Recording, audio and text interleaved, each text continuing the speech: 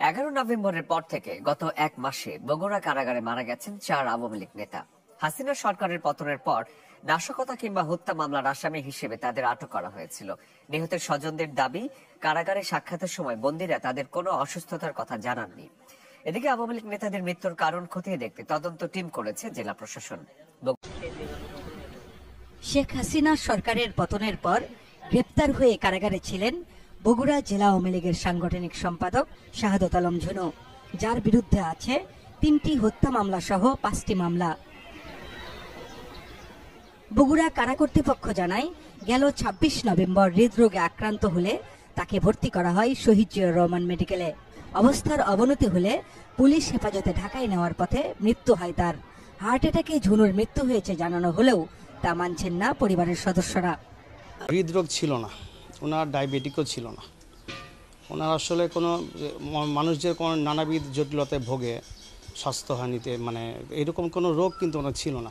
আমাদের কষ্ট লাগে যে ভাই উন্নত চিকিৎসা পেলে হয়তো আরো বাঁচত।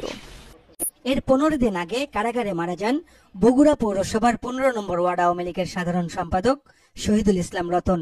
আর 25 নভেম্বর মৃত্যু হয় শিবগঞ্জ উপজেলা আওয়ামী লীগের কোষাধ্যক্ষ আব্দুল লতিফ। সবশেষ 9 ডিসেম্বর মারা যান গাবতলী উপজেলা আওয়ামী লীগের নির্বাহী সদস্য আব্দুল মতিন মিঠু। কারাগারে এক মাসে 4 আওয়ামী লীগ নেতার মৃত্যুতে কারা কর্তৃপক্ষের অব্যবস্থাপনার অভিযোগ তুলেছেন স্থানীয় নাগরিক সমাজের কেউ কেউ। সেখানে চিকিৎসা নাই, সেখানে কেউ যদি গুরুতর অসুস্থ অবস্থায় পড়ে যায় তার জন্য বিপদ, তার জীবন বিপন্ন হওয়ারই শঙ্কা থাকে। কারাবন্দীদের চিকিৎসায় কোনো অবহেলা হয়নি বলে দাবি জিয়াউর রহমান মেডিকেল কর্তৃপক্ষের। কয়েদি হোক বা এমনি সাধারণ বা হাই প্রেশার রোগী আমাদের কাছে রোগী, আমরা কোনো রোগীর ব্যাপারে অবহেলা করি না। আমাদের রোগী আসা মাত্র রোগীকে আমরা চিকিৎসা দিয়ে আমরা আমাদের হাইয়েস্ট চিকিৎসা দেওয়ার চেষ্টা করি। এছাড়া অব্যবস্থাপনায় বন্দী মৃত্যুর কথা নাকচ করেছে কারা কর্তৃপক্ষ। বিষয়টি খতিয়ে দেখতে সিভিল সার্জনের নেতৃত্বে তদন্ত কমিটি গঠন করেছে জেলা প্রশাসন।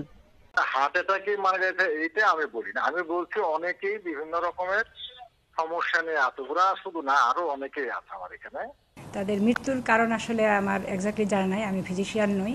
এটি তদন্ত কমিটি গঠন হয়েছে, তদন্ত প্রতিবেদন এবং পোস্টমর্টেম রিপোর্টেই বোঝা যাবে তার মৃত্যুর কারণটি। বন্দীদের কারাগারে মৃত্যুর বিষয়টি গুরুত্বের সাথে তদন্তের আহ্বান স্থানীয় মানবাধিকার কর্মীদের।